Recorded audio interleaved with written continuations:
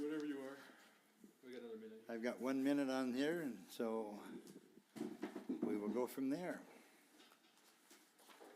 Okay, I have 5:30, if we're ready.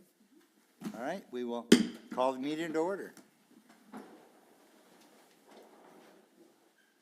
I pledge allegiance to the flag of the United States of America and to the republic for which it stands, one nation, under God, indivisible, with liberty and justice for all. Amy, would you take roll, please? Absolutely. Commissioner Dibdahl? Here. Commissioner Wolf? Here. Commissioner Wire? Here. Commissioner Barish? Here. And Mr. Mayor Lindsay. Here. You have before you the agenda for this evening. I'll make a motion to approve the agenda as presented. Second. We have a motion and a second. All those in favor signify by saying aye. Aye. Those opposed, same sign. Motion carries. Is there anything anyone wants to remove and discuss on the consent calendar? Make a motion to approve the consent calendar. Second. We have a motion and a second. All those in favor signify by saying aye. Aye. Those opposed, same sign. Motion carries. Seeing no unfinished business, under new business, public hearing upon the application for a temporary retail on-off sale alcohol license, Madison Area Chamber of Commerce for Madtown Bike Jam. Jameson, do you want to start that? I'll just give a very brief overview on this. So this is an inaugural bike event that's going to be held in town this upcoming Memorial Day weekend. It's associated to the Madison Area Chamber of Commerce through their downtown committee, and so they're using this as an opportunity to bring new people into town and to raise some money for their downtown committee as well. Eric, anything else you want to Eric, add? did you want to add anything? As far as the alcohol license, this is a temporary permit that allows them to sell alcohol at their event, which is similar to the downtown and Madtown, which will be the next item on the agenda as well. Eric Hortness with the Chamber of Commerce, and thank you, Jameson, for saying inaugural, because one of my pet peeves is when it's a first annual. The handout covers both downtown Madtown and the bike jam, but if we start with the bike jam event, so this Friday night there'll be a packet pickup event at the Office Bar and Grill, and they've got some live music inside at their establishment. And then Saturday, we've combined this event with Bike Safety Day. That's been, I don't know how many years Bike Safety Day's been going on, but that's at the hospital parking lot from 1 to 5.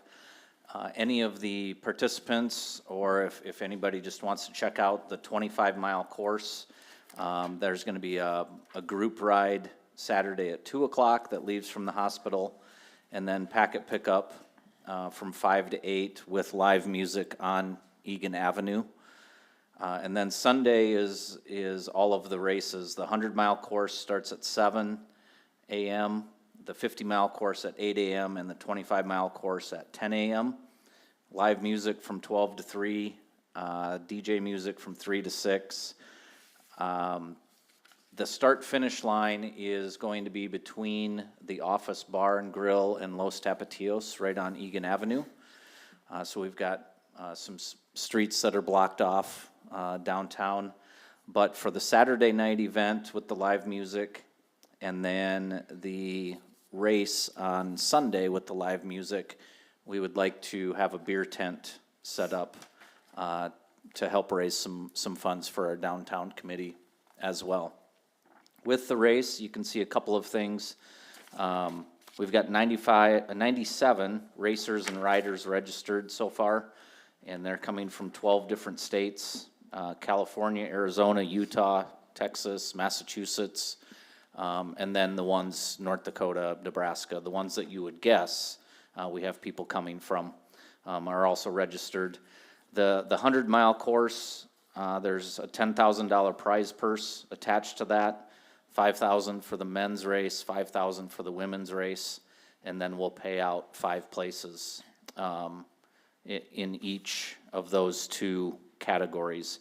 And then each distance, whoever wins each distance in each category, we've got some of the old Guitar Hero guitars that we've branded with Madtown Bike Jam on them. And they'll, the winner of each distance will get one of those guitars as well. So, definitely something new, something that's a little bit out of our, especially my wheelhouse. But, thanks to John Barry and Matthew Wallman for helping me out and putting this all together. And it certainly doesn't go without saying, but Madison Regional Health System stepping up to be our presenting sponsor was huge also. So that's kind of the quick 2-minute plan for Bike Jam this weekend. Sounds very exciting. Questions or comments? I don't see any of your names on the registration list, though. Mine is understandable. You're still at 97 entrance? We are at 97, yep.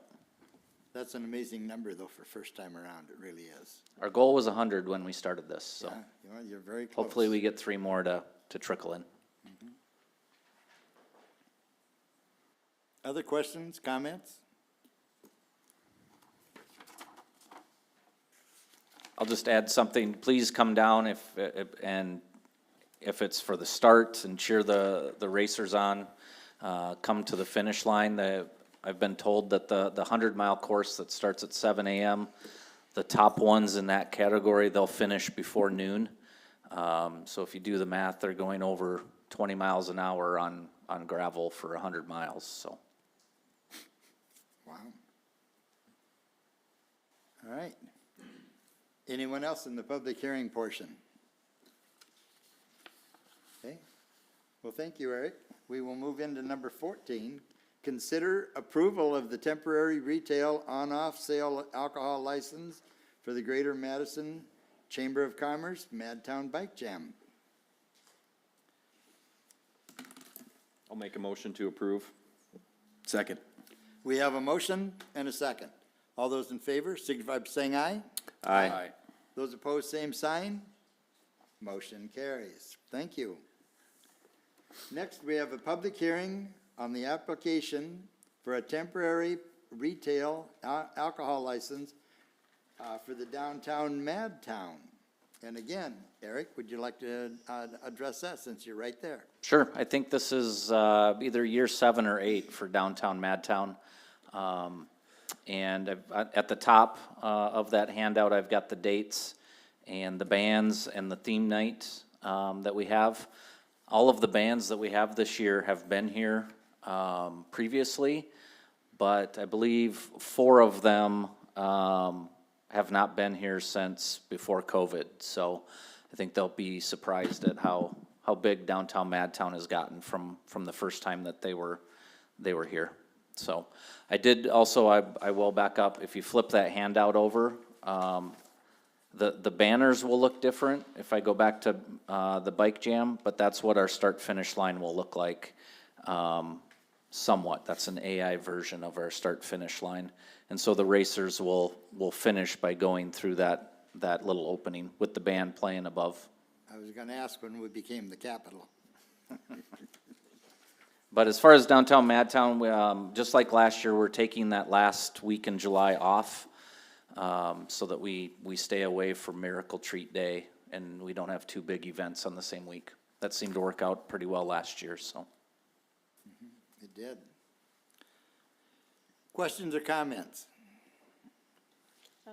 Eric, question. I know this just from being part of some of the chamber meetings where you've discussed the downtown Madtown, and it sounds like sometimes you've had difficulty getting volunteers for the beer sales. Is that something you're still struggling with, or are you looking at doing anything different there? No, as far as our volunteers go for everything with downtown Madtown, it seems to go much smoother the last 2 or 3 years.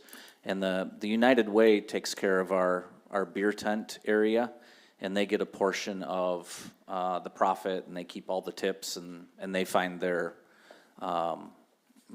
people that are on their board are the ones that are running the beer tent. So as far as the beer tent goes, yeah, no problems. Good to hear. I would just add, I did talk to Police Chief Meyer today too, and no concerns on his end.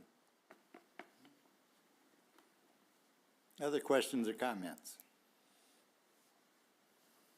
It has definitely been a hit in that over these years and brings in people in that, that are surprised in that, when they get here, all the fun that it really has become. So, all right, we will, anyone else want to speak on it on the public comment portion? All right, we will move into number 16, which consider approval of the temporary retail on and off sale alcohol license for the Greater Madison Area Chamber of Commerce downtown in Madtown. Motion to approve? Second. We have a motion and a second. All those in favor signify by saying aye. Aye. Those opposed, same sign. Motion carries. Number 17, approve resolution number 2026-09, reaffirm the 2023 memorandum of understanding with Lake County. And Jameson, you want to address this? Thank you, Mr. Mayor. In June of 2023, the City of Madison and Lake County both approved a memorandum of understanding related to a couple different road sections in the area. Both entities have been attempting to receive federal grant funding for the bypass.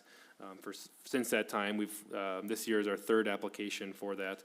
And as we go through that process, the South Dakota DOT and other individuals always recommend that we make sure that we get this out in the public eye and maintain public support for the project. And I always assure them that reconstruction of the bypass is something that does receive wide support. People do want to see that happen, so I don't see any surprises there. But it has been 3 years since we approved that memorandum of understanding. We have some new elected officials. Obviously, the community's moved along as well. We've had new developments and projects along the bypass. So I wanted to get that in front of this board for discussion and then action to reaffirm that memorandum of understanding. It does refer to two different road projects. The first one is the bypass, so that would be the full, I say 2 mile stretch. I think it's 1.88 miles, so just under 2 miles, going from Pizza Ranch to Prostralos. And then the second one is a half mile of Northeast 3rd Street that is just on the south side of the airport, abutting that property. That was a road that a few years ago there was discussion on the ownership of the road, and the city owns that road. And so at this time, at the time of this MOU, the city and the county agreed that if both stretches of road were improved and reconstructed, then we would swap those two pieces of road. So the county would take over that section of Old 34 by the airport, and then the city would take over that 2 mile stretch of the bypass. That's a quick summary of the MOU. I think there's, what I would emphasize is this was meant to kind of get the level of cooperation started, get us through that funding application, and then we might need to have additional construction cooperation agreements or something of that matter approved at that time. So again, this is the 30, we've applied for that. We apply for congressionally designated funding, CDS, and so we are applying for that through both Senator Thune and Senator Rounds' office, and that is something that the Congress acts on. And 2 years ago, they didn't award any funds at all, just the way the budget season went that year. And then most years they approve it sometime in the late fall. But it is up to Congress, and so we don't know obviously who will get funding or if they'll even do funding or when that funding would come out. I think I'll pause there. I know we have at least one county commissioner here as well. If we got, I'm going to call you out, Deb. Yeah, she looks surprised that I did that, but I see her sitting there. So I'm sure she'd be happy to represent the county. But if there's any questions for me or staff, I'd be happy to answer those as well. Questions or comments? Jameson, the 2023 MOU didn't expire. We're just bringing this up again, correct? Yeah, I don't view it as expired, and it's said that, that the two entities will seek grant funding. It doesn't necessarily say that we can't do that multiple times or how long that takes. But I do think that reaffirming it tonight would be a good action to show that we are still committed to the actions that are in that MOU. Did that answer your question? Yeah. Okay. Other questions or comments? And I think it's good to keep it out there in the public you know, because we do get a lot of questions and comments on, you know, when can the bypass be redone? There's, you know, it's a road that is used a lot, it's a road that needs repair in different places, and so keeping the public informed that this is something and that we need to have a joint effort on and to apply for the funding. At least they know that we have, it's not something that we're abandoning, it's something that we are considering and keeping in the forefront. And we also, as a city and as a county, would like to see that road improved, no question there. But the cost of it is prohibitive for either of us to take it on as a whole, because if my memory is correct and I can stand corrected, just the building of those, redoing that could be $13 to $14 million, and that's a significant amount of money. So if we can get highway support, you know, from Congress on it, it would certainly make it much more palatable for both Lake County and the city of Madison. Do we have a timeline on when we would expect to hear if we're successful for this year's application?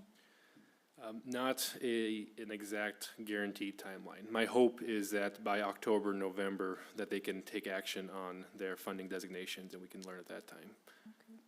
And a follow-up to that, if we continue to unfortunately be unsuccessful in getting the funds, what can we do in the meantime to support keeping that road in good condition?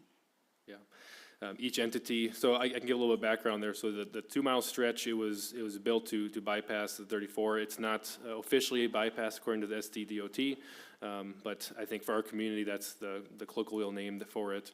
The county owns the road in the entire stretch, so if there's any access permits or any changes that want to be made to it, that needs to go through Lake County. But when that road was built, the city did commit to a maintenance agreement to assist with the maintenance.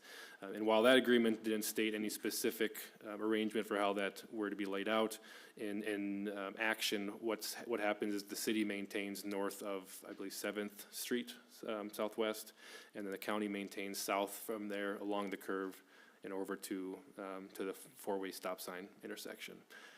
So that's what's maintained currently, and so I think each entity would need to make sure that we are putting the resources into that stretch of road to continue the condition that we need to have for it. We know that it's something that the public, as the mayor mentioned, is the public wants to see improved, and we are committed to doing that. It's a road that's very heavily traveled, and also in the last year or two in that, you know, we've had some city upgrades that were underneath the road, and so there were parts of it in that where the road had to be open and repatched again, and it isn't as smooth as anyone would like it to be. And so that's one of the reasons in that we want to keep moving forward to try to see if we can't get it rebuilt. So, and then put it into a condition that, you know, will be long-term and lasting.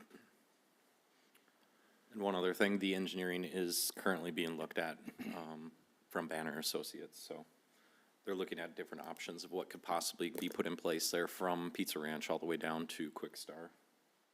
Mm-hmm. I'll note moving forward, the county has a meeting tomorrow, and I believe this is on their agenda for discussion as well. But in addition to these public governing body meetings, we'd also like to see an open house where both entities can come together to meet with the public in a less formal manner and answer questions, maybe show some ideas for the bypass, and also gain support for that project. I think that helps the grant application. One of the things that's being considered is the lane configuration. Right now, it changes from a 4-lane, down 2-lane, 3-lane. We see all sorts of lane configurations along that stretch, and we'd like to see some more consistency there. And so we are considering potentially even a 3-lane road throughout the entirety of it. That's something that we're having Banner look at. They can look at the number of accesses and the modeling for traffic. Right now, even on the 4-lane section, sometimes if people need to make a left-hand turn lane, if you are too close behind them or didn't have the chance to move lanes, that can slow traffic down. Whereas a 3-lane configuration, engineers tell us can be something that helps to move that traffic flow a little bit better along. That's something that we're considering, and we'd like to engage the public more with in that open house format. Other questions or comments?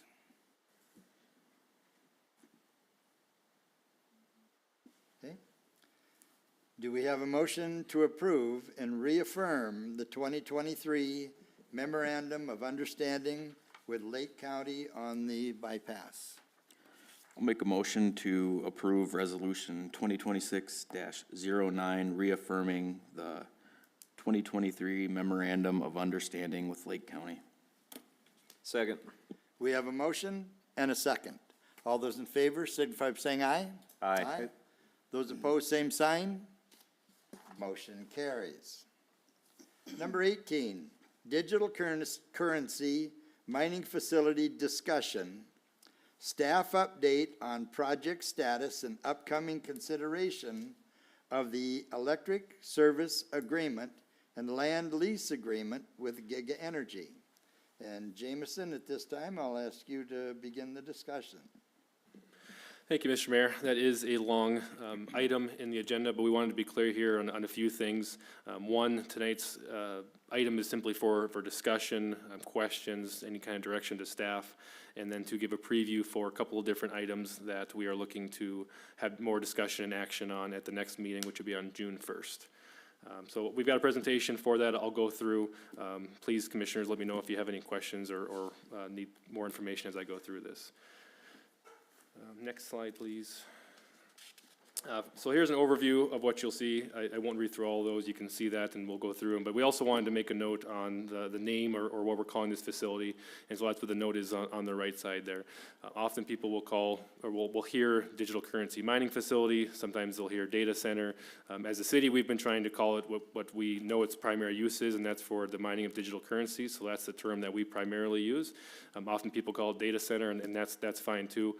We're trying to be more specific about it because we know that the term data center can be a wide range of facilities that can do a number of different operations.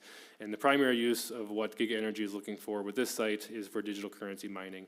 Although they have acknowledged that they could use it for cloud-based storage as well, all of it would still be following the same rules, the interruptible load, all the conditions and requirements that would be put on it throughout a number of different documents that we've been working with. So that gives a little bit of background on the naming and why people might be confused over what they're hearing. So project background, some of this is going to be a recap. We want to try to be as clear as possible. So this is a 10 megawatt facility proposed by Giga Energy. As far as data centers go, that is a much smaller facility than many that you might see in the news or hear about around the country. These systems are primarily, again, going to be used to mine the digital currency. It could also be used for cloud-based storage. It's not an artificial intelligence facility. Those are not looking at a program like we would have because we have that interruptible requirement, and that's not something that AI facilities are going to be looking at doing. And then perhaps one of the most important things we want to emphasize is that this is an air-cooled system with fans. There's no water use. We're still getting questions and comments and concerns from folks wondering about high water demand, decreases to water pressure, damage to our water in the area based on wastewater. But they aren't going to have any water usage at the facility. They will have a fire hydrant extended for fire protection, but they're not looking at having any water lines, and the systems themselves are not using water for cooling. Here's the proposed location. It is west of the city's generating plant and southeast substation, north of the land that Custom Touch owns and often uses for staging homes, and north of Highway 34. City-owned property. And that's why later we'll be talking about the requirement for a land lease. Here's a closer look at the proposed location or the site plan that they have. They would have a fire lane coming from the south from the road that there is to access with 8 giga units throughout the facility. And then they'll also have some fencing and other requirements that I'll get into in a bit with conditional use permits requirements that are put on it. So Jameson, on that last slide. Yep. Everything south of that current stock fence, and if you go back one more, it's the whole property. This is the whole property. It's 3.75 acres, if I remember right. And then the next slide, this is going to be a portion of that property. It's going to be the southern half of the previous slide. Yes, good question. Any other questions on that? Okay. Let's talk about the electrical Can system. I actually ask a Yeah, question please. about the, so, in the lease agreement that we're looking at putting together, is it just the portion? Good question. That, we're showing as what they're leasing, or are they leasing all of that property, but just using that top Yep. portion? The land lease would be for the entire property. Okay, Now, if they ever want to add more units or anything like that, my understanding is that they would have to go through the conditional use permit process like they already have for any kind of expansion or additions to that. But they would have access to the entire property, and we would be receiving land lease based on the acres for that, so that benefits us. And if they were to rent or lease just the south half of that, the north half doesn't provide a lot of value to us. We'd want to see that entire property leased. So they'd be responsible for the maintenance of the north Yes. half yeah. as well. And there will be an office that, go to that slide again, that I don't see on there. Oh, yes, there's a down bottom left corner. So there will be an office on there as well besides the 8 units. Yeah, lower left corner.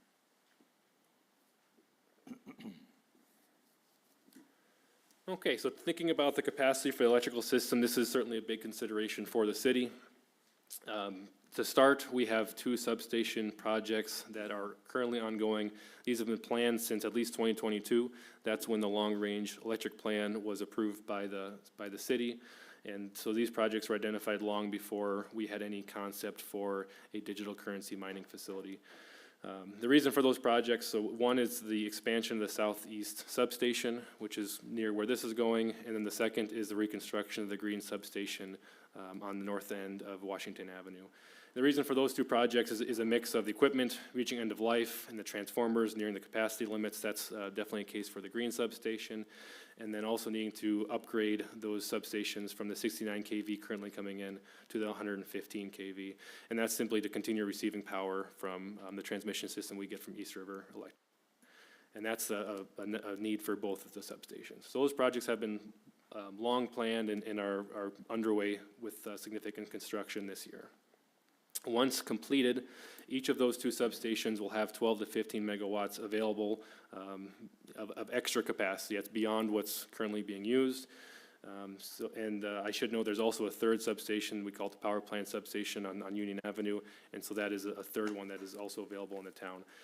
Those 2 that I mentioned more specifically are the ones that we're having big projects on this year. So once completed, 12 to 15 megawatts beyond what is currently utilized by the city. And that, what is currently utilized is 15 to 17 megawatts of power each day from the city of Madison.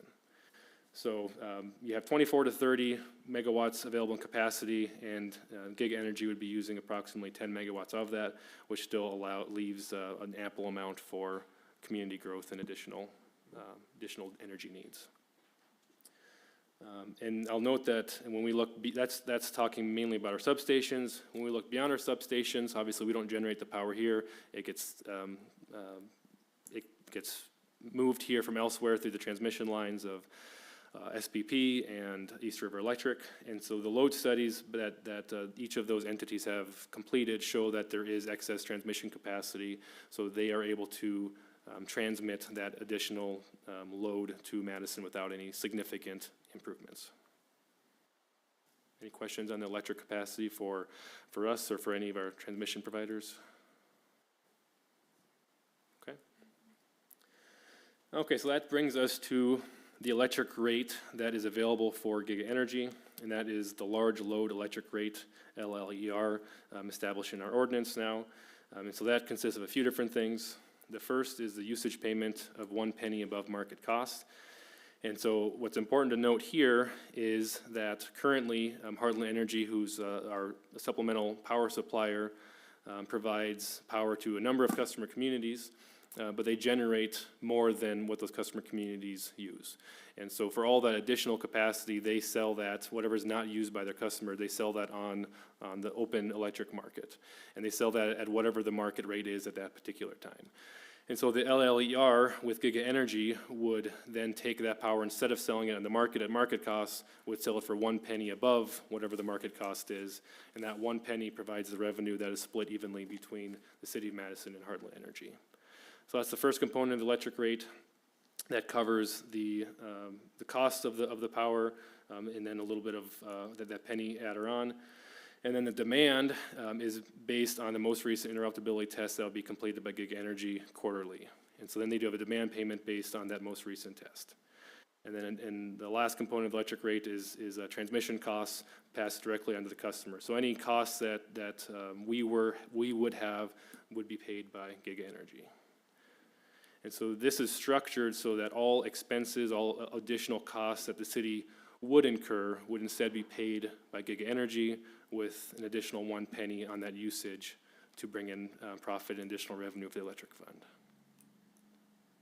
To be eligible for this rate, customers must have at least 5 megawatts of usage, must have a power factor of 80% or higher, and then must be able to be interruptible during periods of high demand or emergency situations. And that's very important, because that means that for all of our current customers and all of our current users, they have priority over the Giga Energy power.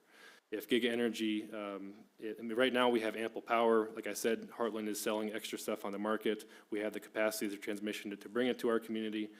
And so, but someday if we run into a situation where there's high demand, or if there's an emergency and something going on and we need that power, then Giga Energies gets shut off so that we can prioritize the power going to everybody else and the current residents and customers in Madison. Questions on the LLER? Okay. One, Currently, the city has load management within the city. And so we already know in that, what our capabilities are for controlling the load in the event like that from what's currently here. This will give one more item in that we would be able to use as a load management control for the benefit of the city of Madison. Jameson, do you have an estimate on the added staff support, or how, I mean, will this take additional hours from our staff to manage or look at, I guess, manage this new operation? Yeah, nothing substantial. So we have some flexibility in how often we want them to pay their bills. We could have it up to daily payments if we wanted to. Obviously, the more we have them paying for the energy usage they have, the more staff time there is into it. So we also, I think what we're looking to go with is keeping on a monthly billing cycle like all of our other customers and having higher deposits to make sure that we have the cash flow to handle those higher energy costs that we'll be seeing. So there's definitely some staff time, but nothing that we cannot handle within current staff. Regarding the interruptibility aspect, is there any clause or anything like that? Like, say we have a storm event that takes out a substation that dramatically reduces our power capacity, and, Giga would be okay with being last on the priority list of getting power restored to their facilities for several days if something like that were to happen? I'll probably answer that in two parts. I mean, I think one, anytime there is a emergency situation, we do have the ability to interrupt that load. We have the ability, SPP, so if there's a broader grid challenge, others can say we need to interrupt those loads. Now, as far as whether they'd have like a lower priority, possibly, but, they're gonna be right next to our electric substation, so it's unlikely that they're gonna have anything that's as significant of an outage that our substation itself wouldn't have. So our priority in any emergency is gonna be make sure that each of our substations is working correctly, and if that's the case on the southeast sub, it's likely their property would be functional as well. Does that answer your question? Yeah, I guess I was more so making sure that there's nothing on there and that says, if the city fails to reliably deliver power in that kind of situation, there's not gonna be repercussions for us. Yep, I mean, as long as there's a good reason why we need to interrupt that load, we're able to do that. The nice thing about the city of Madison, as well as some other areas in that around too, is we are looped. And so, if East River and that, who brings the power in, should have power poles go down in a certain area, they can loop it around and bring it into Madison. I think we've got 3 locations in that where power can come into the city. So, our chances of having a power outage is more availability to us, I think, rather than within the city itself. And so, that's one of the things that I know in other towns and that they've also had as a priority is looping the town so that if power poles go down in one area, they can feed the power in from a different direction, so. It's actually partially regulatory too as well, Mayor. They have to report anytime there's an outage, how many people are affected, for how long, and they have to maintain a certain level of reliability before, just to ensure that that doesn't become an issue. So a lot of these power associations are looking at redundancy where they're actually moving power in from multiple areas, as the mayor had mentioned.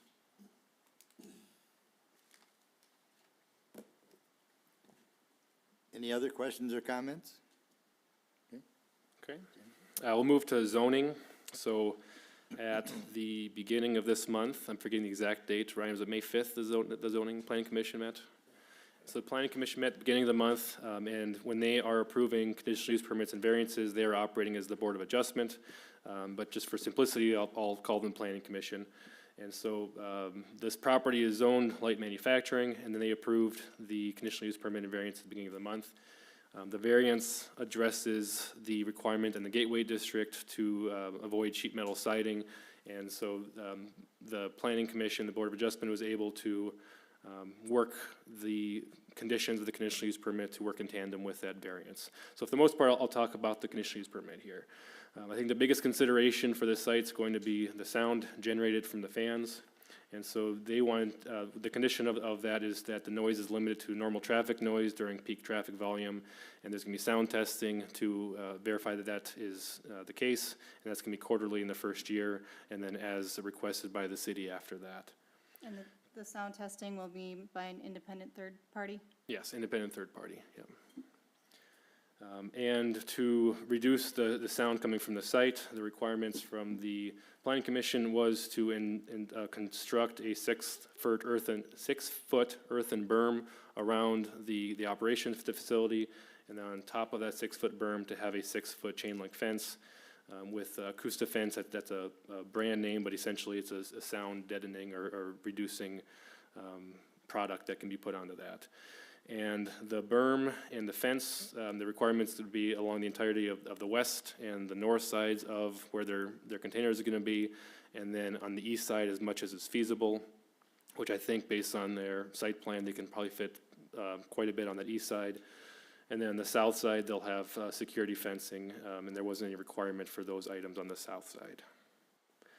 And then another requirement related to the sound as well as visibility is the planting of shrubs and trees. And I believe that was around the entirety of the property, on the south side in particular for visibility and to comply with the Gateway District. But then the conditional use permit went beyond that to require the planting of shrubs and trees on the other 3 sides of the operating site as well. Finally, they did put some limits on the lighting and the security cameras.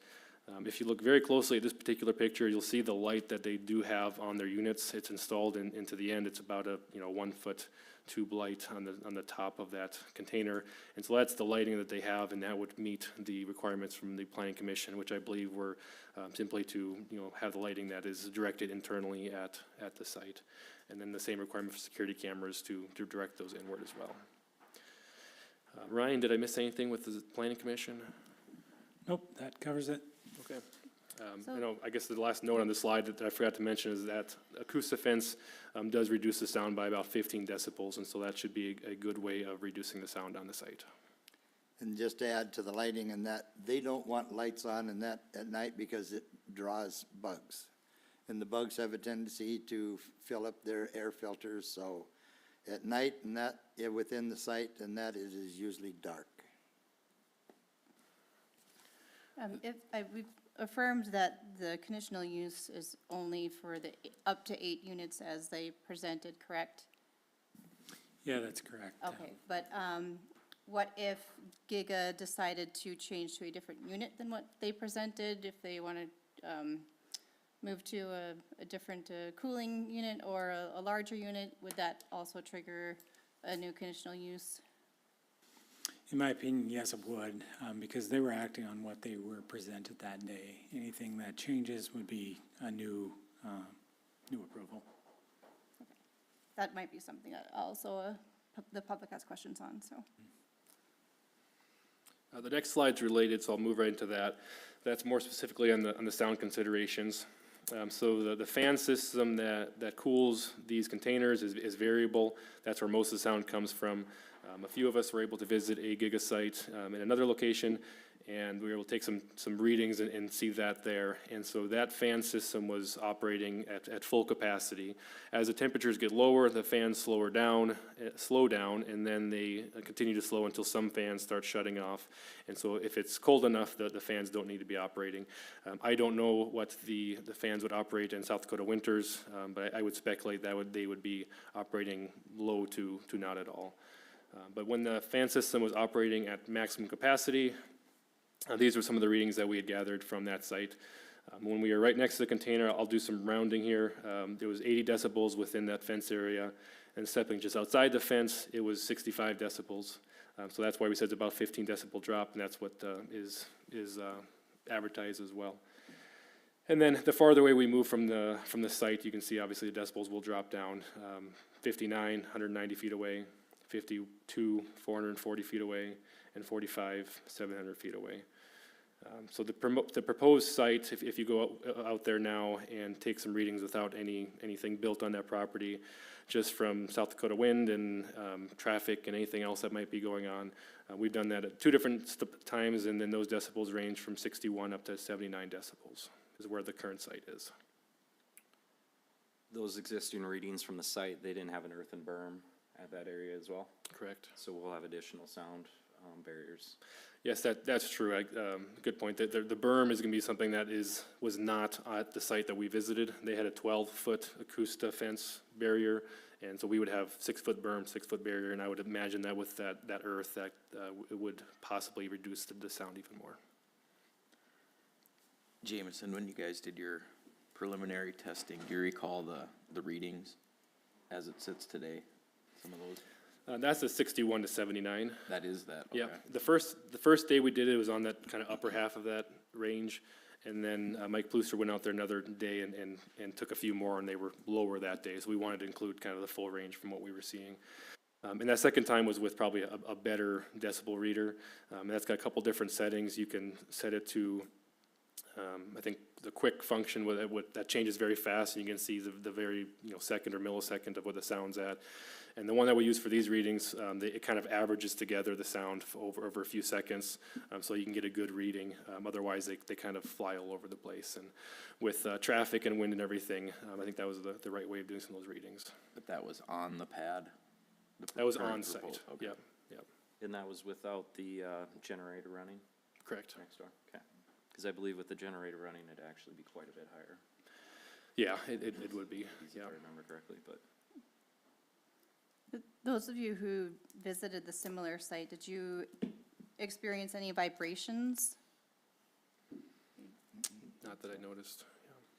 And the ground around it, aside from the concrete pads, the ground around it and that is rock, so any rain or moisture in that is allowed to still go into the ground, so we were walking around on rocks, and that's how they kept the weeds and things down and that around it. And then right next to it, and that was a pasture with livestock in it. And then to the, I'm going to say north because I don't know my directions when we were down there, but there were homes. And when we drove over and sat by the homes with the vehicle turned off, we couldn't hear it. We could hear a neighbor's lawnmower going down the street, and we could hear some dogs barking, but audibly, in that we couldn't pick it up as, distinguished as that's it making the noise. On the vibrations, I guess I can also note, and Ryan might need to help me here, I believe there's some restrictions within maybe the light industrial district that reduces vibrations to a certain amount. I can't remember how that was measured. Can you help me out there, Ryan? I don't recall exactly that. But there is some restrictions within the There are, current, and I can look that up district. quick. so it'd have to comply with that. And they're definitely gonna be trying to keep vibrations to a minimum. That's gonna be very hard on that equipment.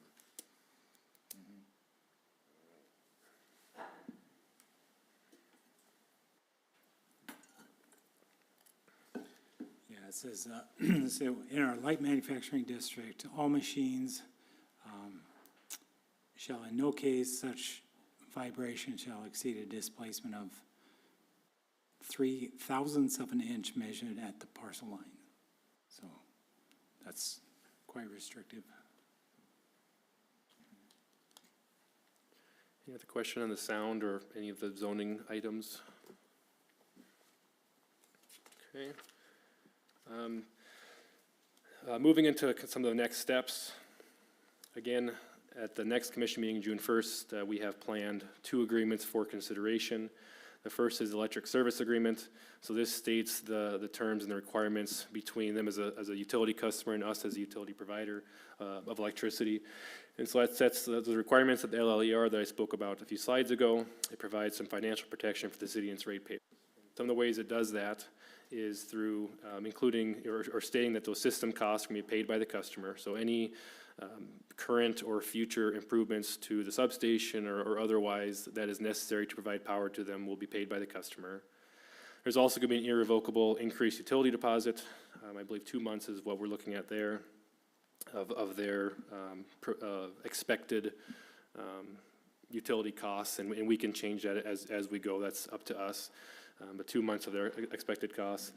And then also an irrevocable pre-funded decommissioning reserve. And that's one concern that we've had, and that one concern we've heard from the public is what happens if this site operates for a few years and then closes up suddenly and leaves behind the concrete foundations or anything else on the site. We would have a pre-funded reserve of money that we'd have access to, that we can use to decommission that site, to restore the site to the current condition. The second agreement is the land lease agreement, and that's between us as the property owners and them as the tenant. And so that sets the lease fees, how long the contract's gonna be, and various other rights and responsibilities of both parties. And should the city commission approve those documents, then the next steps for Gig Energy would be to receive building permits, and that'd be approved through the city engineering department, and that would cover requirements for drainage, landscaping, and anything else to do with the site plan. Questions on those next steps?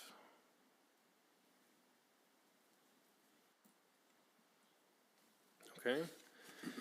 Going through some financial estimates. I've touched on some of this already, but I'll reiterate. So the goal here is that the city and the ratepayers would have no increased cost for this new customer. Gig is going to be responsible for all system improvement costs. They're going to be responsible for all the energy costs plus 1 penny in their rate. And that 1 penny is expected to generate about $425,000 per year. That would go directly towards the electric fund. I say this probably a couple times throughout the year, but I know we've got a few more folks in the audience tonight. So all of our enterprise funds are based on their own operational costs. We do look at all of the operational costs and the expected capital costs that we'd have over the next year and sometimes many years out. Oftentimes we hire engineering consultants to help us with those rate forecasts so that we can ensure that we are collecting the rates that are fair towards the expenses that are coming before us. And then we do have a transfer to the general fund each year, but that is a flat set amount that doesn't change each year. Sometimes folks feel that the city is able to take money from the electric fund or the water fund to pay for general fund costs, and we don't operate that way. We simply have the set amount of transfer to cover certain staffing and other costs. And then the general fund needs to operate and stand on its own, and the enterprise funds need to stand on their own as well. So when we set rates, it's based on the expected actual costs that we're seeing on the utility systems. We've done a lot of improvements the last few years as infrastructure is aging and needing to be improved or reconstructed, and all of that plays a factor into the rates that are set each year. A couple years ago, we had a 5-year plan on the electric costs. And so everyone knows, especially residents, that we had a 9% increase 2 years ago. The second year was forecasted originally to be, I believe, another 9%, and then it ended up only needing to be 5%, so that was a favorable change. And currently, the estimate for next year is gonna be 3%, and that is gonna be dependent on revenue and expenses that we see for the electric fund. So coming back to Giga Energy, that $425,000 is equal to about 3.5% of rates. We're trying to be very careful as we describe this. It doesn't mean that your current rates go down 3.5%. It means it has downward pressure on our electric rates as we take into consideration our estimates on revenues and expenses moving forward. And so that revenue, equal to about 3.5%, that revenue, $425,000, can help to do one of two things or a combination of those two things. And the first is it can help to stabilize those electric rates and provide that downward pressure. And the second is it provides additional revenue for the infrastructure debt. So for the substation projects that we've already been working on and already have had planned, for our conversion projects, for any other capital projects, especially for those substation ones, we incur debt to do that. And this could go towards helping to pay that debt off sooner, so the surcharges could be removed sooner as well. So I say it could do one of two things or a combination of those two things. And I think that's gonna be, if we get to the point where Giga Energy is operating in Madison, that's gonna be consideration for you as a commission to take when you are looking at rates in the future. You could take that revenue and reduce rates over what they would be without Giga Energy. Or you can take that money and put it towards the debt to help surcharges get paid off sooner, or you can do some combination of those two. I think the important thing is that that money stays in the electric fund and benefits electric ratepayers. I think that'd be something to consider more in the future again, but I think there's pros and cons there. I think some folks in town are concerned that a business like this will come and operate for a few years and then close up shop suddenly. And so one downside, if you put all that towards rate reduction, is that if they do leave, then those rates would need to come up to make up for that loss. So there's some benefit to putting it towards the debt relief to help those things get paid off sooner. But I also know that folks in town are looking for relief on their utility bills.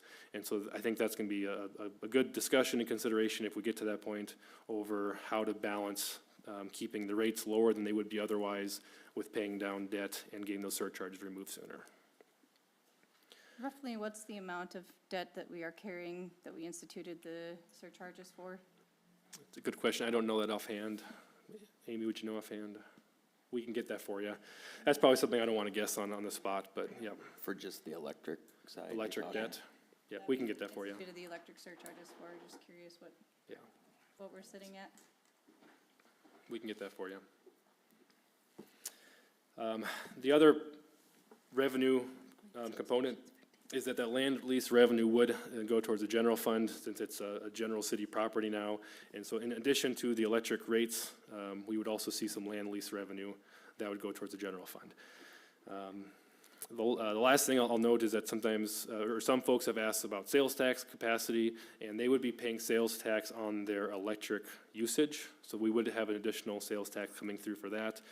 Beyond that, Giga Energy would be responsible for following the tax requirements for the state and the country as is the current tax law states. There are no tax breaks or anything like that that is provided at the local level or, to my knowledge, at the state level. So Jameson, this property is currently owned by the city, so there's no property tax Correct. collected on it, and the city will continue to own the property, but will be collecting your lease revenues. Lease revenue, yep, instead of a property tax and some sales tax on the purchase, or from our point of view, the sale of the electricity to them. And there is a possibility in that it could be also treated like at the airport. The city owns the land and the hangars, the owners of the hangars lease the land annually, but then the county has a value placed on the buildings for property tax purposes. So at this point in time, I'm not sure how that would be handled, but that is a possibility in that as well.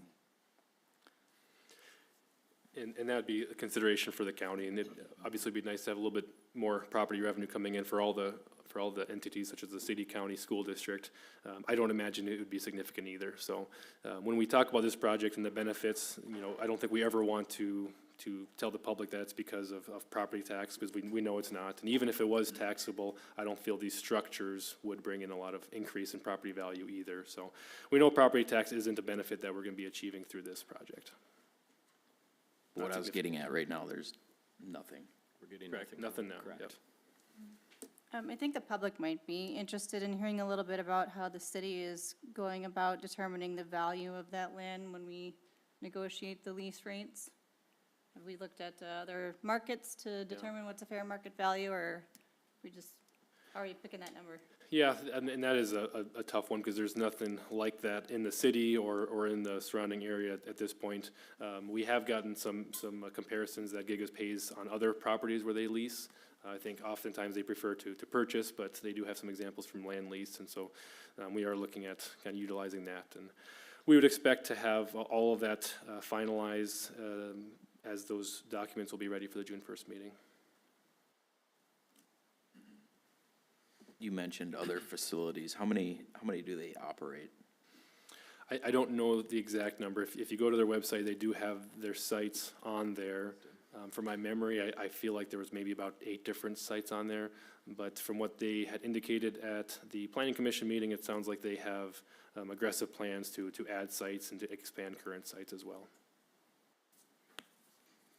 I just want to reiterate to the commission that due to the fact that this additional revenue is somewhat volatile, or elastic revenue, as they would say, we probably should consider putting this towards debt rather than rate stabilization, simply for the fact that Jameson said that in the event that this revenue does go away, we don't want to be stuck with a budget shortfall. So I'm definitely going to be pushing for reduction of those SRF loans to reduce our current fee structure, get through that, which I believe we're looking at a few years of revenue to cover that, and then we could look at other options for that revenue. But I'm definitely going to be staying away from stabilizing electric rates at this point until we know what the long-term outlook looks like. Small correction, Commissioner, SRF would be, and there's so many acronyms out there, I just want to make sure the public understands this. The SRF is what we received in the water and sewer improvements that we did through town. Correct, Yep. correct, sorry. So our electric is simply an electric, what's it called, electric ban, yeah, is that to the bond anticipation note? Yeah, so, trying to get our acronyms straight here. But yes, all good points, though, I agree with everything.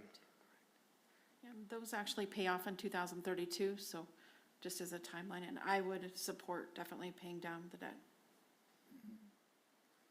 And again, that's not gonna be something you guys have to decide this meeting or the next meeting either, but I think it's a good discussion to kind of weigh the pros and cons of both sides, and something for the public to weigh in on as well. Any other questions on this financial estimates? I got one last slide here then. Can I, yes, go so ahead. is the electric revenue is based off of anticipated usage of 5 megawatts, or what are we, how much energy are we basing that revenue off of? 10 megawatts. 10 megawatts, Yep. okay. Yep, the 5 megawatts is the minimum that they must have to qualify for the LLER, but their proposed site is gonna be a 10 megawatt facility. Okay. Yep. Is it possible that they, I mean, I think there might be a possibility that they don't end up using the full 10 megawatts of electricity, and, right, that's not a guarantee that they're going to for sure be using that amount of electricity.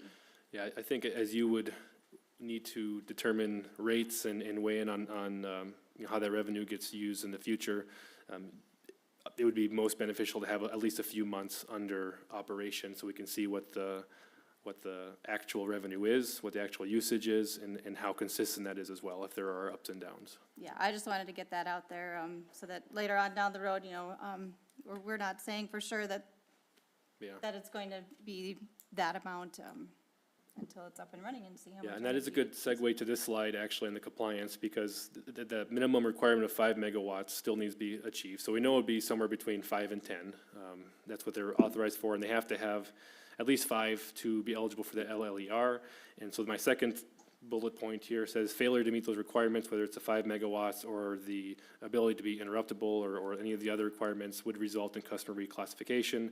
And so what that means is that they would likely be an industrial customer instead, and the cost to them would go up significantly. And so that's not gonna be something that they're going to be able to accept, so they have to stay within that LLER requirements if they want to operate.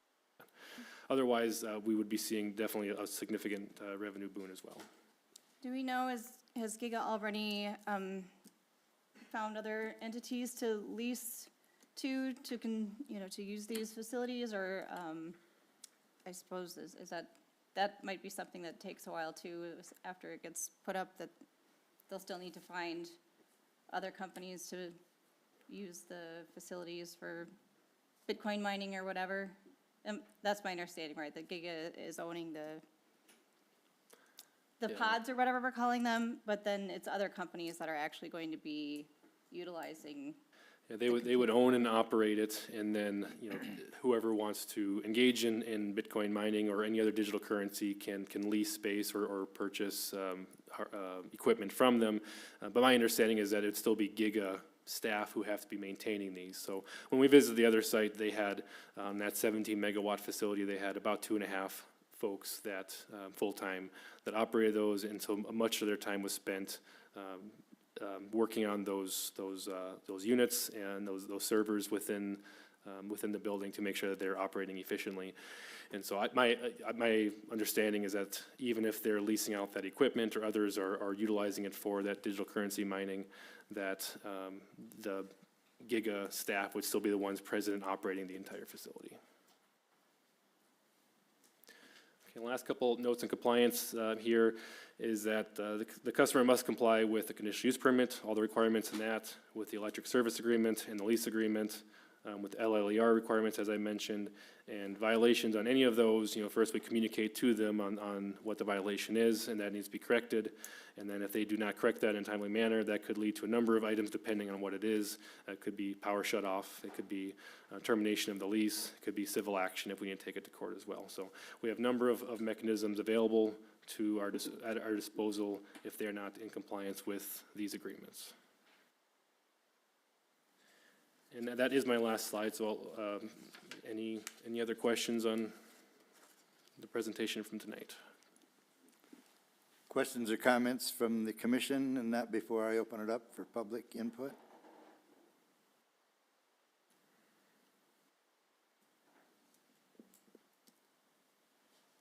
Okay, at this time in that, I will open it up for public input. And so, Heather, would you want to get the list over there of people who may want to speak? And so what we will be doing is we will be taking input in that tonight for the commission to consider, and that, before our next meeting and that in And so we don't always do a sign-up sheet either. We do when we expect there's going to be a number of people. So is anybody not signed up to speak on this item that would like to speak? Okay, one back there. You want to come on up and sign up quick? Yeah. Yeah. Go ahead, Mike. I'll let you sign your name first, though. And then we'll go through it in order, Heather, probably. who's the first one on the list there? Who's the first name on the list?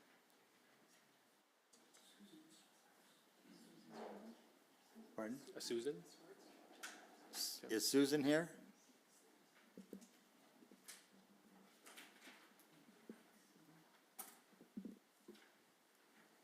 I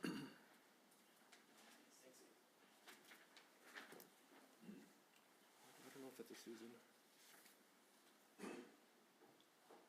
I'm not sure. We're not sure if Is it's it a Sam Swans? or. Oh, come on up, Oh, Sam. There you go. okay. Yeah. Thank you. You can play. Penmanship does help. And now, Sam, and that, there should be a button on there. If you would push that, and then the red light will come on, similar to mine. And then for the public and that is watching this at home, if you would state your name and that, and then go ahead and, ask your concerns. Alrighty. My name is Sam Swans.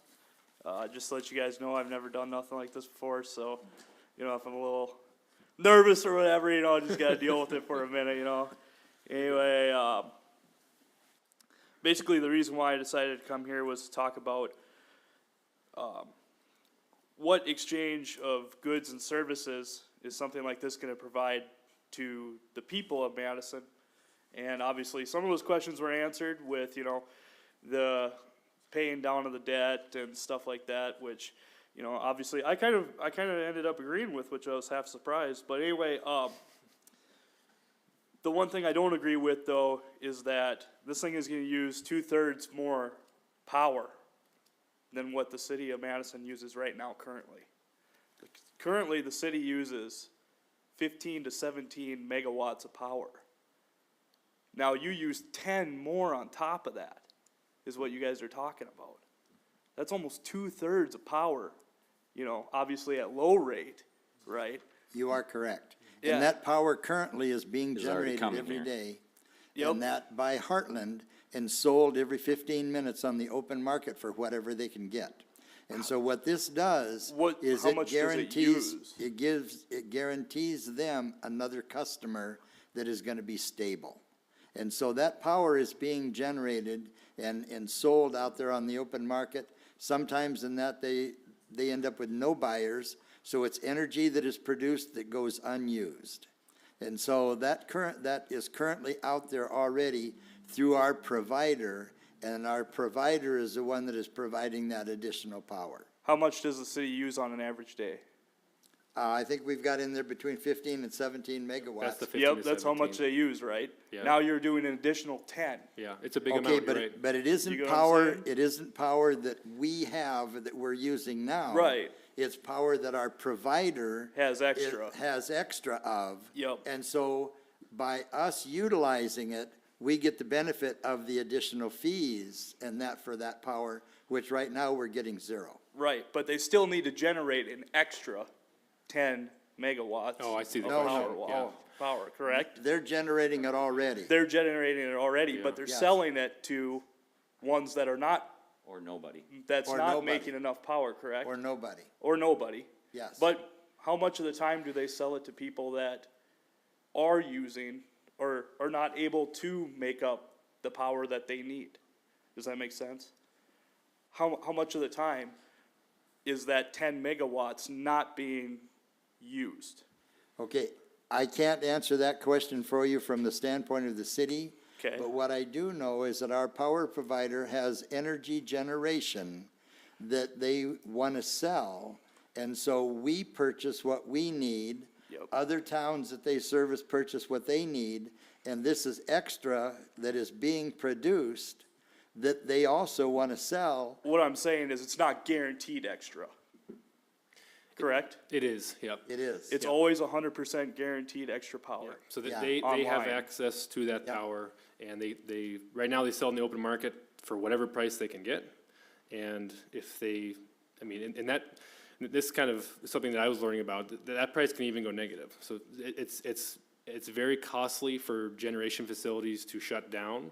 So if there's power that's not needed, they can't just flip a switch and say, we're gonna shut down the plant today. That's very costly and it's very hard on the equipment. So they would actually rather sell that at a loss to whoever will take that power than. Right. Recover something rather Yeah. than Right. nothing. My dad, Rather than shut down. see, the thing is that my dad worked at the Hoot Lake Power Plant in Fergus Falls, Minnesota, which was one of the last coal-fired plants there in Minnesota. Anyway, long story short, they did that same exact thing because of, like you said, how much power needed and how much, so that's why I'm saying it's not always, you know, if, Lake Region or whatever your, other Heartland Energy. Heartland needs to sell it off to someone who needs it more during a snowstorm or whatever.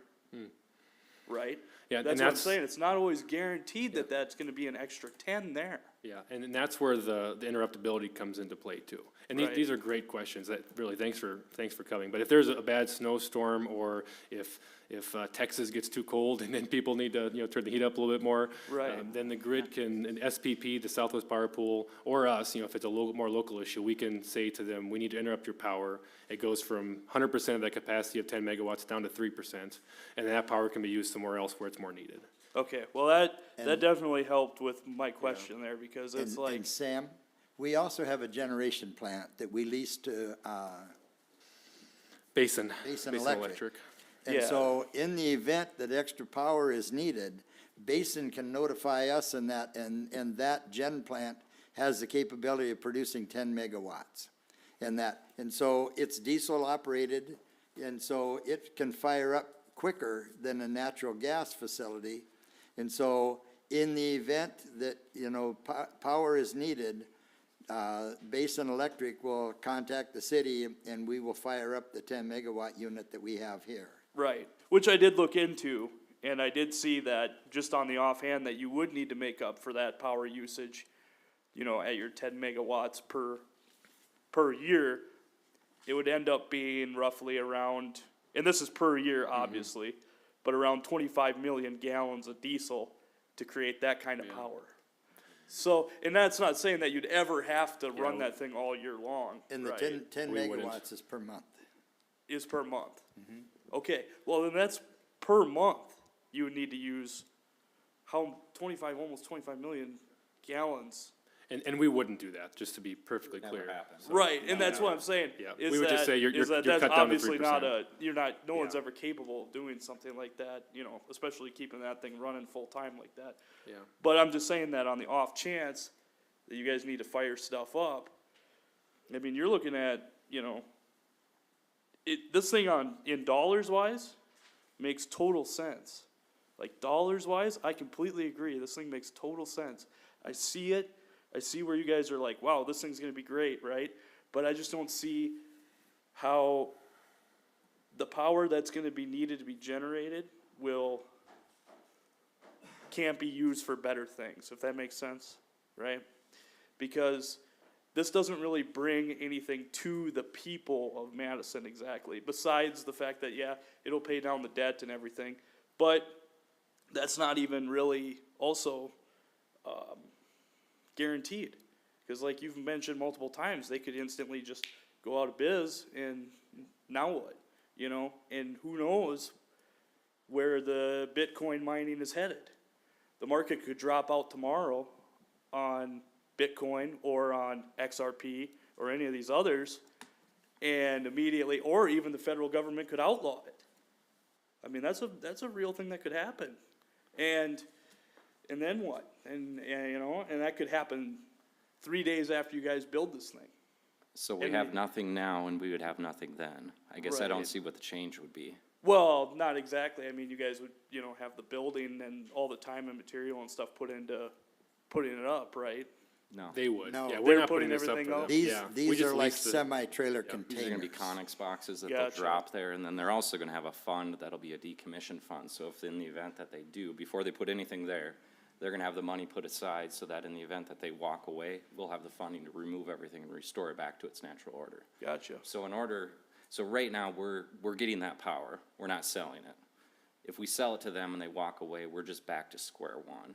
Okay. In the event that we don't wanna sell them the power, then I would ask anybody else, where would you like us to sell this power to create the revenue? Right. If there was another business that was willing to come in, an expansion of an existing business that said, hey, we wanna put in a huge assembly line, provide jobs, I'd be all for it. Right. I'll take anybody who's willing to buy that power generation from us at this point. We have a Yep. glut of power, we have a glut of water. Those are two things that we do have. And this doesn't use water at all. Right, it's air cooled. Yeah. Yeah. And we can do both of those things too. So that 24 to 30 megawatt capacity on just those two substations, if they take up 10 of them, that still leaves a lot of capacity. And as you pointed out, the town currently operates on 15 to 17, so that remaining capacity is a large amount. They take definitely a lot of power, but we could have Manitou double in size and have the capacity to serve them.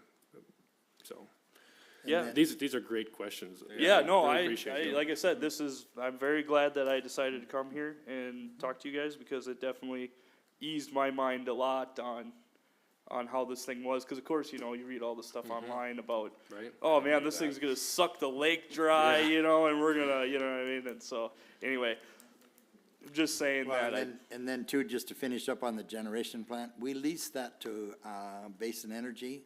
And when Basin runs the plant, they pay for the fuel, they pay for the operation of it. And so it also is a benefit to the city since we lease it to them, but when they run it, they also reimburse the city for those costs. Gotcha. Alrighty, well, I think that's about everything that I got for questions, so. Yeah, I Well, just wanted thank to you. say thank you, Sam, for Yeah, coming. thank and, you. Yeah, no, like I Even said, if thank it you was guys. outside 'cause of your it's like- comfort zone, and so we appreciate Yeah. it. And just, if you really want to nerd out about this stuff, there's something called the Integrated Resource Plan that Heartland puts together. And there's a ton of information in there that talks about their capacity in the Southwest Power Pool, as well as MISO, but we are a part of the Southwest Power Pool. It is from 2024, so the numbers are a little bit out of date, but the Heartland people are really, really friendly, and they answered a whole bunch of my questions when I wanted to know a little bit more about some of these numbers. So I'm sure you could reach out to their office as well, and we appreciate you taking interest in being engaged. Yeah, thank you, like I said, I think a And lot of these questions have. If you have additional questions in that, we do have a questionnaire on the city website out there that will be taking questions from the public until May 27th. Gotcha. And then that'll give time for the commission and that to review the questions that we receive and decide, make their decisions on June 1st. And And that's, again- that sparks another thought in my mind too, is we do have that form available for anybody. We are utilizing that primarily for taking in feedback, any comments people want to give to the commission, that'll be passed along before the June 1st meeting. If you have questions, I encourage you to call or email us, because that form, we are asking for a name and an address, but we're not asking for a phone number or an email address, so I don't have ways to contact you unless you're emailing me or calling me. And that's for you, Sam, and that's for anybody else as well. Yep.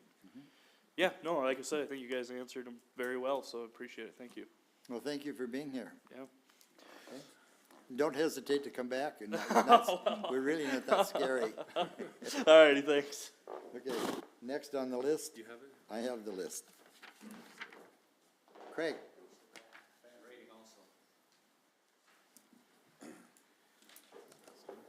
Good evening. My name is Craig Hoffman. I'm used to saying good morning a couple times I've been here. I do want to compliment the talk on the bypass. That's nice to hear because that road is pretty tough shape. So that was good. Got a few questions. On the 1 cent that the city is getting, that's getting split with Heartland. And is that their only revenue that they're getting? Are they just the half of that penny? Are they receiving revenue somehow else? On the Giga site, Yeah. just that half a penny. So they're getting exactly the Wait. same as the city? Nope, I must have that wrong. Mike's shaking his head no. I tell you what, go ahead and ask whatever questions you have. Mike, can you stop up when Craig's done and answer that question then? Okay. Okay, that's one of them. On the 5 megawatt minimum that was talked about, if Giga, they're leasing those units to another customer. Okay, is that customer signing a contract with Giga? Because if that customer pulls out and leaves Giga with empty containers, then the city's revenue is affected. And I don't know if she can, I asked Camille that, one of the first meetings. She said they normally don't sit empty, but I don't know if they can guarantee that, or how is the city protecting themselves that those containers, their customer, economics change, there could be a blip in the economy. Those people move out and those containers are sitting there empty and they're not using any electricity. We have that built into go ahead, James. Okay. I would say that we run that risk with any business that operates in town. And even now, we can see as the economy slows down, that everybody's slowed down. There's less manufacturers producing, there's less people coming through shops and everything. So we run that risk with anybody. With this, as I mentioned earlier, I think it's important for the city to get at least a few months of actual revenue data coming through so we can have an understanding for how much that revenue is, how consistent it is, whether there's some ups and downs. And then they can decide how they want to integrate that revenue into our rate system or into our electric fund. And if it looks very consistent, that might provide some indication for lower risk. If it looks not consistent, if there's some ups and downs, that provides some backup for higher risk. And I think as one commissioner indicated tonight, there might be some push to see that going towards debt service. So right now, our debts are structured to be paid off in, you said 2032? Yeah, I think we would probably want to bring some more information on that. And so anything additional we put towards that would bring that timeline closer to us, if it's not put directly into the rates. I would just say this business is a little bit more shaky maybe than ones that have been here forever Sure. because it's a kind of a new thing that's just happened. very volatile. Yeah. Yeah, so it is a little bit, you know, it's not really a well-known established business. They've been in business since 2019, Giga. Yeah, So I'm just looking out, I'm trying to look out for the city. absolutely. We've had the same thoughts. I think Yeah. the simple answer to your question is that's what the commission will need to weigh into. How much do they put into rates versus how much they put towards debt service? Because if they put it all towards debt service, then there isn't any risk to the city because rates wouldn't need to be changed if they closed up overnight. Okay, that leads into another question. Are they guaranteed a rate? If Heartland raises their rates, because all the information I get from Sioux Valley, I get their magazine, and Basin Electric, WAPA, everybody is going up the last number of years. So if Heartland goes up, the city rate goes up, is Giga's rate gonna go up? No, Giga's rate is always gonna be that 1 penny above market. So it can go It'll up, go up along with The everybody main, else. the main, their if main everybody goes rate, up. yes. Yeah. okay, so they're guaranteed 1 cent above market, so their rate could go up Correct. over the years. Every 15 minutes, it goes up and down. Yeah, because she stated in one phone call I had with her that they will shut down if the rates get too high. Sure. That was her quote, so she may, so not shut down because of a peak, but they will shut down because they can't make a profit. So that affects your revenue also. Yep. So we're back to where we are right now. Yeah, but you aren't, as long as you don't spend, that's another thing I'll bring up, as long as you guys don't spend too much, We So aren't you- spending anything. yeah, That's why that's I'm great. pushing to put it towards Right. rate, or Yeah. towards Yes. debt reduction, Watch because that there's no concrete, connection between what you're spending it on versus what we're receiving. That revenue could stop overnight. Yes, And that's why you just, you don't wanna allocate that to something that requires that revenue ongoing. Right, because it Yep. could, You'll find yourself in a budget Vaporize. shortfall if they decide to pick up and walk out. yeah, that's great to hear. Do I got a few minutes? I want to know how fast to talk here. Go ahead. Go ahead. Has there been any talk about liability insurance between Giga and the city if something goes wrong with health concerns in the future? If people, there has been many concerns with health concerns with these on the tone, the vibrations. Does Giga gonna have liability insurance, or is it gonna be your guys' insurance to cover a possible lawsuit or something in the future? I mean, generally, when businesses operate within the city limits, they're required to carry their own liability insurance, E&O insurance, whatever it may be to provide for that industry. So I would expect that they're gonna have some sort of insurance regarding that. That's something I think should be pretty dialed in. Yeah, and I get- and the land lease will have some requirements for them to obtain That they would have appropriate to have that, liability I insurance. would assume, yes. Yeah, because you gotta think ahead and, there's so much information on there on some of there's more than just what a decibel can read. There's tonal noise that some other people have spoke about, resonating frequency. I don't think that's been measured yet, but I just wanna make sure the city doesn't get caught in something, that surprises you. So I hadn't heard much about that insurance side of it. Another question on the money that the city's gonna receive. In the beginning, I heard $425,000. At the last, planning commission, I was at, Mr. Lindsay dropped that to possibly down to $200,000. Now the information that was And handed out that's tonight is because back to the quarter. I applied it to the 5 minimum and 10 maximum. Oh, so that's okay, that's where you got the range. I was wondering where that came from. As you've indicated, this is something we want to see the actual revenue from before we make any big decisions. But on the 10 megawatts, the estimates are 425,000. And if it's particularly volatile, it might go up, it might go down. And I think that's where the mayor was speaking at that meeting as well, just being conservative, that even with the 5 megawatts, we can still expect at least that $200,000 Yeah. amount. Well, that should probably be listed in that information, the range from 200 to 400. Just for the public, it would, Our current estimates are 425,000. yeah, if they That's- stay at 10 megawatts. That's our estimate, yep, Yeah. and we do expect that. Okay, right, that's what you hope. That's the best estimate you can come up with.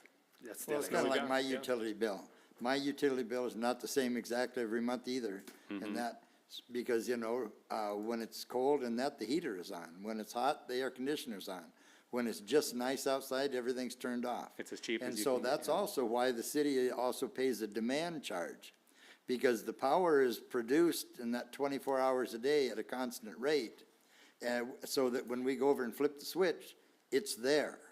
And so that's where demand comes in for when everybody goes to bed at night and turns everything off, and then industry starts up in the morning again, and everybody gets up in the morning, that's when you're, you want your power to come on. So we, besides the energy charge, we pay a demand charge also, because that power is produced at a constant rate, basically 24 hours a day. Yeah, my Sioux Valley magazine just had an article last month talking about a demand charge that's gonna be listed on your bill. Yes. So there's, everybody seems to be getting more expense. I guess my last thing, when this is all talked about economic development, like Sam said, I also agree with him, the benefit to the citizens don't seem all that great. Hopefully the city manages, like you were saying, manages the money correctly. And if it's economic development, Giga is paying for all the site work. There's gonna be, it could easily be $200,000 of site work out there. And is there any thought that they should hire local contractors if this is about helping the city? I don't know if that's something that could be specified, but wouldn't that sure help? Yeah, it's a good question. Currently, we haven't looked at putting that in there. We would let them utilize whatever contractors they want, but it's something that the commission can consider. Yeah, because there could be a lot of work that would, if we want to keep money in Madison and trying to help our economy, that would be pretty, I don't know if they would, you think it would be cheaper to use local because they don't have to haul any equipment if they're already here. I would think on a 3-acre site, when they're not, building something that's really huge, I would think that they would go for local people, just would from hope. the standpoint of, what's it costing that to just move equipment. Right, yeah, with the Yeah. cost of fuel and everything, right? Yeah. That would be most economical, but I'm trying to help, I want to promote the city too, and I should mention, like, at the last meeting, I think Roy ordered me, but I'm not against everything. I've got a hog confinement within 2 miles of my place, and I never said one word when it went up, and I haven't said one word since then, and there's about once a week that odor drifts right into my house, and it's not Understood. pretty for a day once in a while, but I understand I just live with it, because that's part, I'm a farmer, I'm not gonna yell at my neighbor for having hogs. I'm not gonna do that. I think that about covers me. I don't wanna, ramble on too long here, but I think that'll do it, and I'm glad you guys put out that information. That helped, that sheet. It'd been nice to have it a couple months ago, cause I've been thinking about a lot of things in my head. So. Well, we've been in the learning process Yeah. also since, last December, basically. Right. So, I hope if it goes through that it works out. One other thing I might mention, has there ever been a thought of bringing this to a public vote just to get the citizens behind this, so you know where you're at? it's expensive to hold a vote, and this is what they hired us to do, is to be, make the best judgment and the best decisions in that for the city of Madison.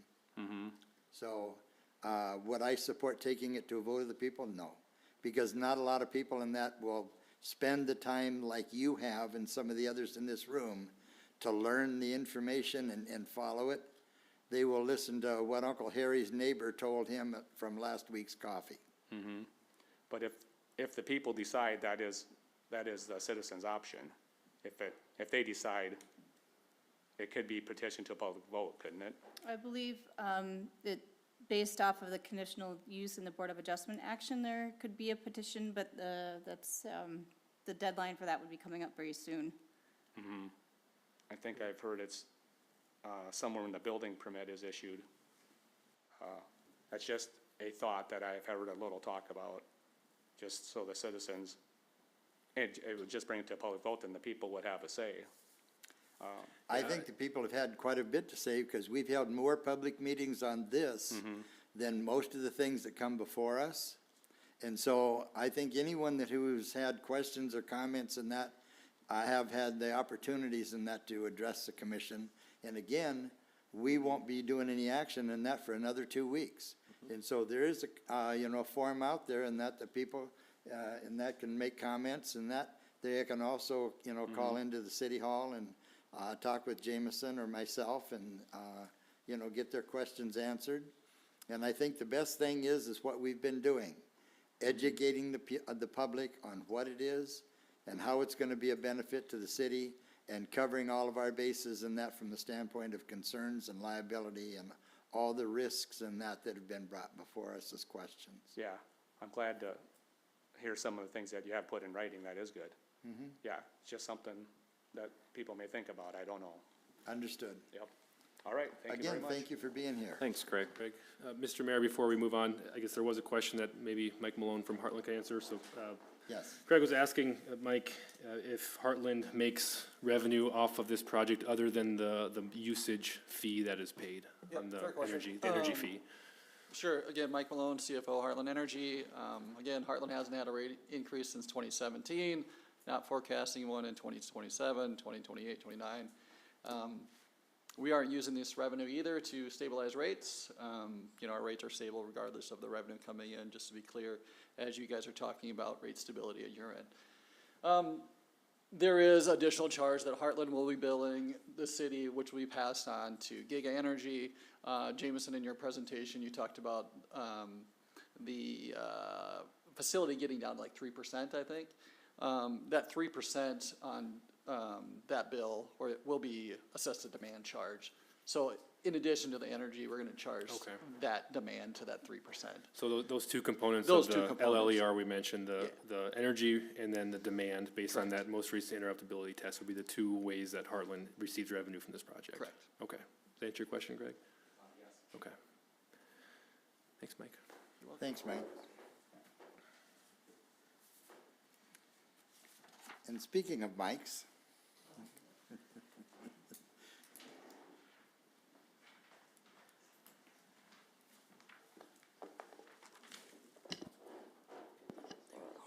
Mike Walt, here living in Madison. On your sheet here that you got, it says this financial benefit estimates part. Number 2, it says DGR, Energy Engineering estimates approximately $425,000 in annual fund revenue from Giga.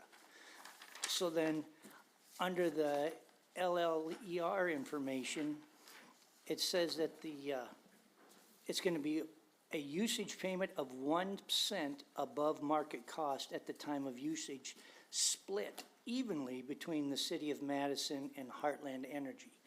So is that 425 the total, or is that 50-50. 425 going to be Madison's share and Heartland gets 425? So it's 850 total then? Okay. And that brought up another question. So are our rates, our electric rates, me as a customer, is that supply and demand basis? Is that how they're calculated then? Or how is our rates calculated? Is it, like I said, a supply and demand? The rates are more based on revenues and expenses. So Okay. we project what both our revenues and our expenses are gonna be over the next year. But we also work with DGR Engineering, who was doing those same estimates on kind of a more long-term forecasting too, because the last thing we want is for rates to jumping up and down a lot. Okay. And so it's based on what we're expecting for capital projects, for operating costs, and then what we need to bring in rates for revenue to balance that. So an additional 10 megawatts demand isn't going to increase our demand as the city of Madison, so now that'll potentially Oh, mean. I see, yeah. No, it won't, no. It won't. Yeah, I see, that's what you're asking about, for Yeah, demand so and now if supply, our yeah. demand is gonna go up by Yeah. 10 megawatts, does that mean that supply and demand, and well, the demand is going up, so we better charge more? Yep, so that won't impact the customer's rates. And I think the way I look at this, if you're looking at it from a demand and a supply lens, is that currently the supply is there and it's not used. Yeah, And so that's where it's not gonna, by using that that existing supply, it's not gonna increase so the cost to Right. residents. in It's essence, based on costs and revenues, not based on what goes unspent by Heartland Energy. so in essence, Giga would be a customer for the additional energy that's already out there. You're Yeah. creating a new customer. Yep, that's a good way of Yes. looking at it. And we get a half of 1 cent for the pass. Yeah, and they can be interrupted, so yeah, everybody else that's has a all. higher priority. If there's a Yep. emergency, if there's a high demand situation, we're shutting them off, everybody else stays on. Well, my concern is that if all of a sudden our demand is gonna jump up another 10 megawatts, if that means our demand is going up, does that mean our rates are gonna go up? Yeah, it's a good question, the answer is no. Yeah, that's fair. I had the same concern as well when this project first came up. Along Okay. with transmission and wheeling losses and everything else, a lot of that stuff doesn't get charged until it's based on your usage, so. along with Commissioner Wolf, I was concerned about the same things. Yeah. That additional increase because of our total usage, that needs to be passed on to them. Yeah. Okay, that's all I had. Thank you Well, very much. thank you for being here. Yep. And seeing no other names on the list, and that, is there anything more that the commission would like to discuss on number 18 before we move forward? I would just like to reiterate thanks to those of you who came up and shared your feedback with us. It really is important we do take it into consideration, and we're looking forward to going through the online form feedback that we've received as well. And the more we can talk about these things, the more understanding there is on both sides, because we certainly want to hear what concerns you have. Some of them we've thought of and some of them we haven't. So please continue to stay engaged. I'd like to also add that I think I did misspeak on the year of that debt. It's a 30-year loan, and I think it was issued in 2021, so I'll get that information and confirm it. Yeah, that does make sense. I think Amy was thinking earlier of our bond anticipation note, but this would be on our electric bonds specifically, which would be longer-term bonds, yeah. Which lines up with the expected life cycle of the infrastructure those bonds are paying for. Thanks for that clarification, Amy. Yes. Any other questions or comments? So just to be clear to everybody, the plan is that at our next meeting is it June 1st? There will be action taken on the lease agreement and the, what else are we? Electric service agreement. Yes, thank you. Been a long day already. So there will be official action taken regarding this project at the next meeting. Any other questions or comments? And again, I want to thank everyone who came tonight, and that for their input. And so we will move on right now to number 19. Approve the 2024 audit report from Williams and Company. Amy or Jameson, do you want to address that? Yeah, whenever we have an item like the one we just finished talking about, I always like to give people in the audience the opportunity that if you do want to leave, we're not going to be offended. We'll maybe pause for, thank you for coming, we really Yes, appreciate thanks it. for coming. We'll pause for just a few seconds if anybody does want to leave.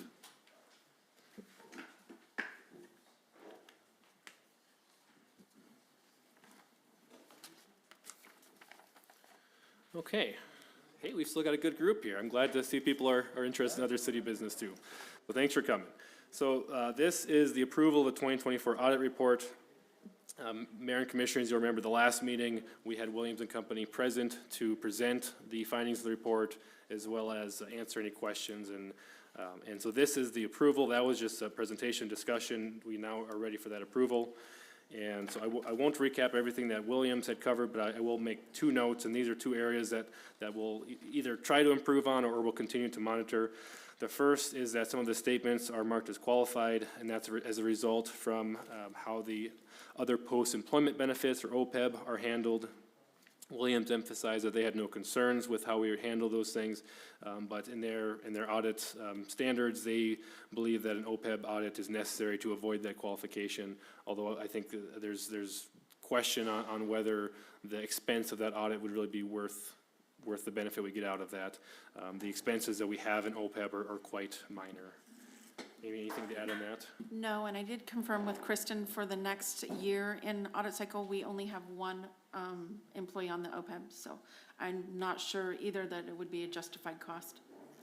Unfortunately, the cost from that one employee will probably mean that it's still a qualified opinion on those funds in future years as well, but I guess that's the dilemma that we have to deal with.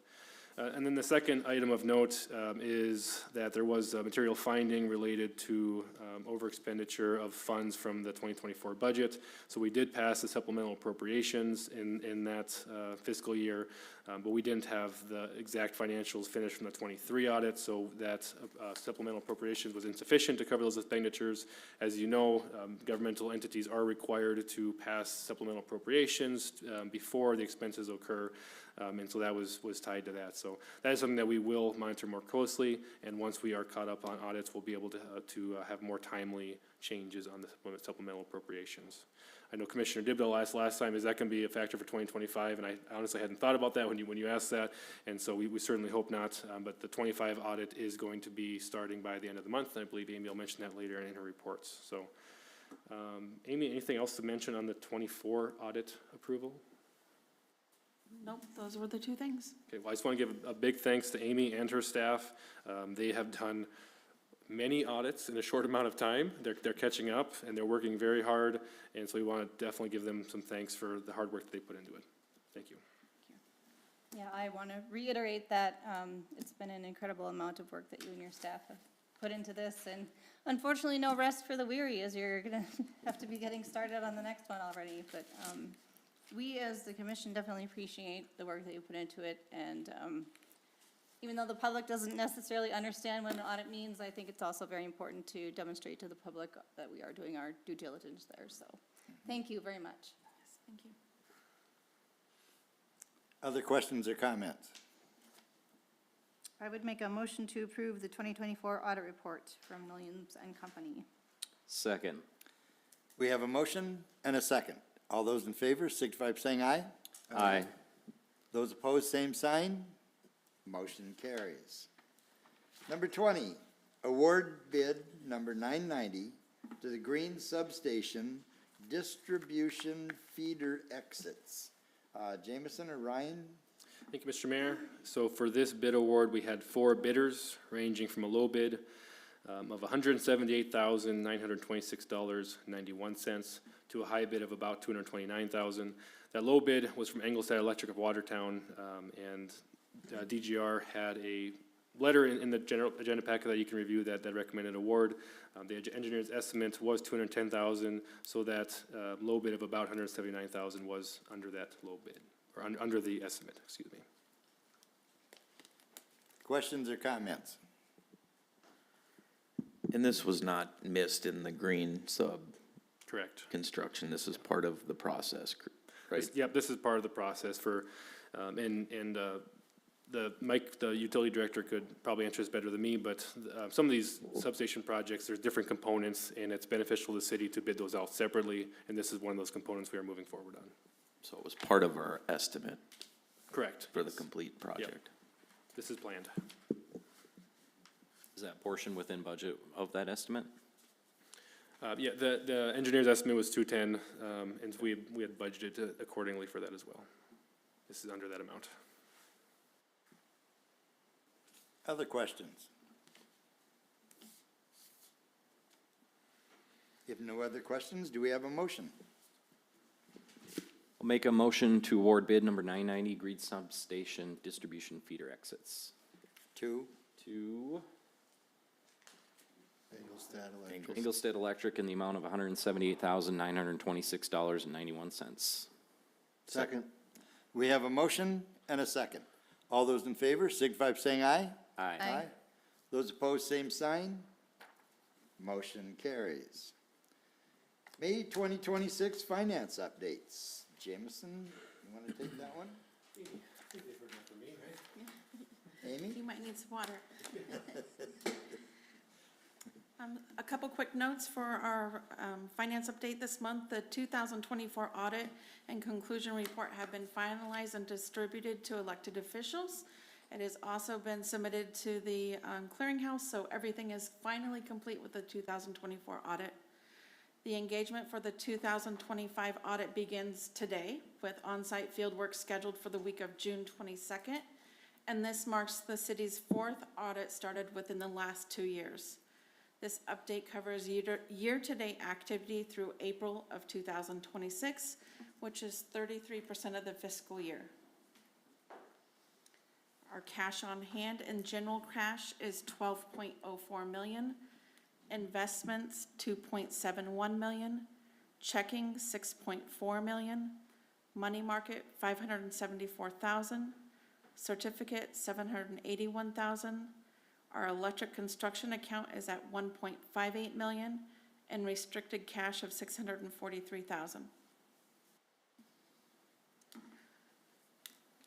Overall, the city remains in stable position financially, with most variances continuing to be driven by the timing of property tax collections, transfers, debt issuances, and capital project activity.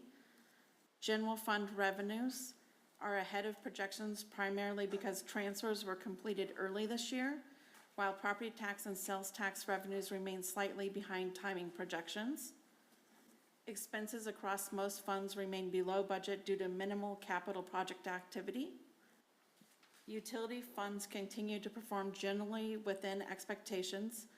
Electric sales remain slightly ahead of budget. Capital spending across utilities is still below projections as projects continue ramping up. At this point, most operation expenditures remain at or below budget, and finance will continue closely monitoring revenues, transfers, and project activity as we move further into the construction. These are revenue guidelines, expenditure guidelines,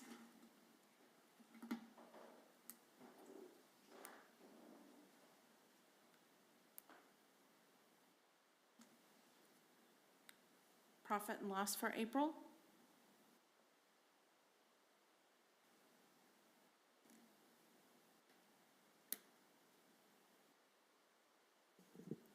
The lodging and entertainment tax, is there a reason there? These come in increments, correct? Monthly. Yeah.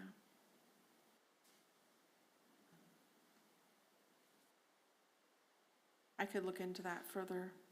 Yeah, Okay. next month is fine.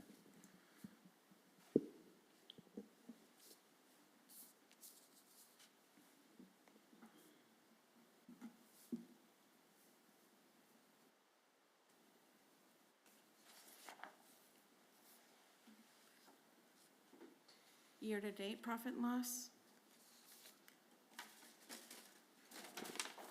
Try to speak to the lodging entertainment a little bit. Unfortunately, Mr. Horton has left. He might be able to speak to it better than me, but Amy, that would be the third penny, right? Yes, Yeah. correct. So often they don't have any expenditures on that one at all. I know that with the bike jam, that there's some funds that the bid board awarded to go towards that. So that might be where some of these expenses are coming from. And they have money that's saved up that they haven't used in the past either. So that's one that when it gets used, it probably does put that monthly, or in this case, even the first 3 months of the year under. But they do have funds that have been collected before that, and they don't see expenses every month. You think that'd be accurate to say? Am I getting them mixed up? Where's 204 is not on there, okay. Well, I just gave some really great information on 204. This is 211, I'm getting my numbers mixed up, so as Amy said at the beginning, which we should have just stuck with, we can get you more information on that. As long as we're pointing out your mistakes, you said 204 instead of 214. 214, okay.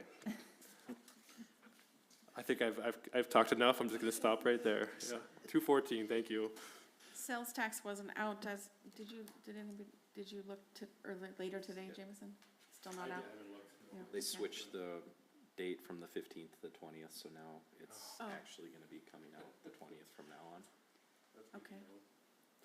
You know, with that, maybe I'll have a brief discussion here. So it used to be that they were pretty on time with the 15th, and most of the time, our agenda packets are prepared around, before that time, so we could get stuff out. Now, if it's the 20th, there's gonna be a number of meetings when we don't have a meeting by the 20th, where we'll have a lot of 18th, 19th, 20th, and certainly not have the agenda packet the Thursday before prepared then. So I don't need an answer tonight, but maybe we need to start looking at having the finance updates the first meeting of the month. meeting And the next month. unfortunately, sales tax will be basically a full month behind, so the first meeting in June would be presenting financials from April, right? And May still wouldn't be out, but we're not getting them by the second meeting anyway. That'd make the most sense. That would make the most sense, I would agree. Okay, staff will revisit that, and we'll see if we make any changes there. It still gives us the trend regardless. We're not getting this meeting anyway. Yeah. That is it for the finance update. Questions or comments?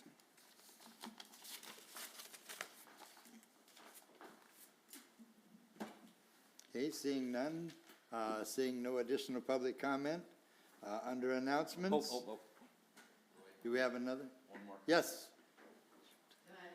If you will come up and tell the public who you are and. No, you don't. No, you're good. You're good, Jeannie. I'm Janie Brook, citizen of Madison. I got a couple things I want to, and I don't know if you want to deal with them, or I'll just state them. And if you want discussion, we can have discussion, otherwise, I just want to bring them to your attention. The first one is, I have a big question on why the stop signs at Egan, or why the yield signs at Egan Avenue moved to stop signs. Okay? The next thing I want to state is that this is personal to me, because I saw it with my own eyes, but whoever's doing the sidewalks out in front of our houses, and I live at 421 North Egan, just a block north of the funeral homes, and they did the sidewalks, and everything was cool, and my neighbor to the south had some issues, and I saw with my own eyes him standing out there one day with 3 people, 2 of them engineers, I believe, talking about it, and the next day, skid steers came and took that whole slab out. And I'm just really concerned of the cost, the time, the money that went into this. And also, my neighbor Nick is a very intelligent person. He knows his stuff. And people don't want to give him credit, and that's you're here nor there. But, and what I'm saying is, he knew his was wrong. Me? How would I have any idea that my sidewalk was wrong and that there were going to be issues in the future? I don't have that knowledge. If Nick didn't have that knowledge, who knows what would have happened. But just stating the fact, just want to bring it to your attention. And the last thing is I want to commend you guys on the work that the electric company did with moving my street light in the alley. They came, I called Roy, where I wasn't really sure what the process was gonna be, so he contacted somebody, and they came out and they worked with me, and very friendly, very outgoing, I mean, and they came and took the big pole out and put a nice little neat one in between the garages there. And it's, our other big one is like right in the middle of the alley, which has always been an issue for maintaining that, because between that pole and the garages, you could never keep that maintained because water would sit there. But anyway, the electric, I think it's electric, whatever it was that did and came and did that for me. If people would just ask instead of complain, you know, that's what I want to get out to people is, you know, if you want something done, come to them and talk to them. Don't spread rumors or whatever else. So there's 2 concerns, but I also had to end it with what a great job you're doing and what a great job I see when I have issues. Thank you. You're welcome. So, correct me if I'm wrong, weren't the stop signs added on North Egan there due to a citizen asking for them to be added? Yep, I can speak towards that. So, and to give background on it, so North Egan Avenue, kind of going by the campus, are all side streets that, as of a year ago, before that, had yield signs coming onto Egan Avenue. We did have a resident request us to look at changing those to stop signs. And so staff took that request under advisement. We had people from engineering, police, administration, streets, all discuss that. And as a group, we decided that that would be a prudent change. We have a number of intersections of town with stop signs. We obviously have some with yield signs. And with the street project being done, we expect that there might be more traffic as the conditions improve, and it would be prudent to have stop signs there instead of yield signs. We didn't have any consultant come in. We didn't pay any engineer to take a closer look at that. It was simply staff discussion inside, in-house from a resident request. Okay. And now this citizen request is yield signs. Yeah. And as a city I don't in know, it's that, always been a yield, and I know I'm gonna go through it because for 40 years it's been yield. Yeah, Yeah. yeah, kind of But I surprised. just hope it isn't a trap, so that people can get picked up for going through stop signs. That's what I want to prevent. Yeah, I'm actually kind of surprised it took as long as it did. You know, some of those main thoroughfares through town, whether it's Union, Josephine, Egan, Washington's still yellow. Those are the ones where I really think we need to think about putting stop signs in the If outer it's good edges. reasoning, if it's a good reason, you know. If they become Just problem areas or, because yep. Is not a good enough reason. No. It has to be, well, you know, but anyway, yeah. Safety is always a concern. That is exactly right. But you can't go around those bump outs, without actually stopping anyway, Stopping so is right. it doesn't matter. Natural stop signs, right? Yeah, kinda. Regarding the sidewalks, was it because he'd recently put those sidewalks in that they tore them out and they're doing the work underneath it, or what was? No, it was with the road project. Yep, Okay, they did our road, and then they put our sidewalks in. yep, And now, he has steps coming down to the Yep. sidewalk, and as I understand it, and I don't have a lot of knowledge on this, but you lowered Egan Avenue 1.5 feet. Ryan, is this something that you have background on, or? Yeah, I do. So, you know, to her question of who watches out for this, who catches these deficiencies, if, you know, is the property owner responsible to come out and find those? Absolutely not. We've had a number of cases over a number of years with projects. I mean, some of you that have been on the commission a while are well aware that we had to tear out quite a bit of sidewalk on a few RD projects. That was due to deficiencies in cross slopes or running slopes. This case is no exception to that. There were some deficiencies on the sidewalk that the contractor put in. It was going to hold water, it was gonna create bird baths, and we definitely had concern for ice. This was a city contractor work, right? Yes, It wasn't anything that the private properties did? No, that's right. Yep, city contractor work. And we do always go and check those after the concrete's been poured and make sure that it's all compliant. Unfortunately, sometimes you have to tear that out, remove and replace. In the case of this one, we did have conversation with Janie's neighbor to the south, and he was hoping if the sidewalk was going to be torn out, that it could be put back differently. The way his lot is, his lot is up very high. He's got some steps that come up to the house. With the sidewalk at the elevation that it was, he was going to have one additional step, and he was hoping that perhaps we could ramp the sidewalk, probably not the right term, but gradually bring the sidewalk up to the elevation to match more closely his existing steps, and then go back down and meet up with the sidewalk at the north property line. We evaluated that, took a couple shots that day, and it did seem to make sense. The sidewalk that was installed by the contractor was following the road grade, was just following the top curb, and then a 2% slope from the curb up to the sidewalk. It would have facilitated drainage if it was poured correctly. Unfortunately, wasn't. So in that case, the sidewalk was going to be torn out no matter what, but the removal and replacement was done differently to accommodate some of his concerns. And I think that's something we would do on any property, any project. If the property owner has some concerns he's seeing when the forms are up, we want to hear about that Is there an engineer watching them pour it? every day. So why would an engineer watch that being poured and not comment on it? So when their forms are in, their forms might check out, be right. Their forms might show 2% cross slope across there. But when they pour it, of course, it's, you know, Okay, and now you're getting into things that I don't Yeah, understand. yep. But what I do understand is that, do you understand what I'm saying here, is that we as citizens need to trust you as our engineer, that you're gonna get an engineer from someplace that's not gonna let this stuff happen.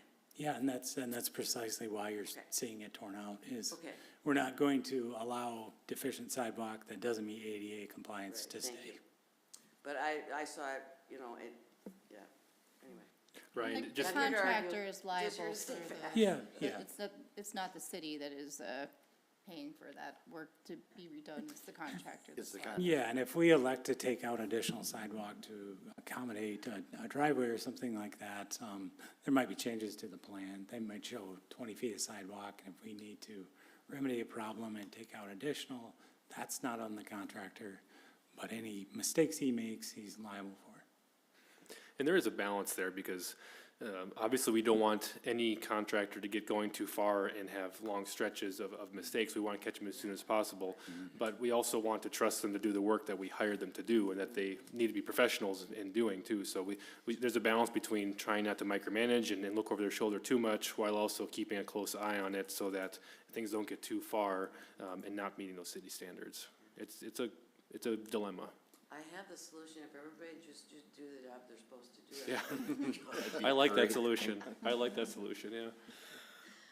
But, yeah, so, I just saw it and I was really sad to see that it got all tore up.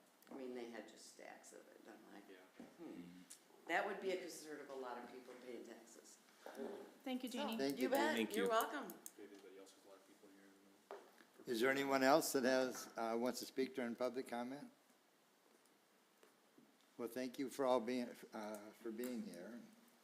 Under announcements, again, our next regular commission meeting is Monday, June 1st at noon. And we also have openings on some of our city commissions and city committees. So if you're interested, please look on the website and contact Jameson. And with that, do we have a motion to adjourn? Motion to adjourn. Second. We have a motion and a second. All those in favor, signify by saying aye. Aye. Those opposed, same sign. Motion carries. Thank you, everyone.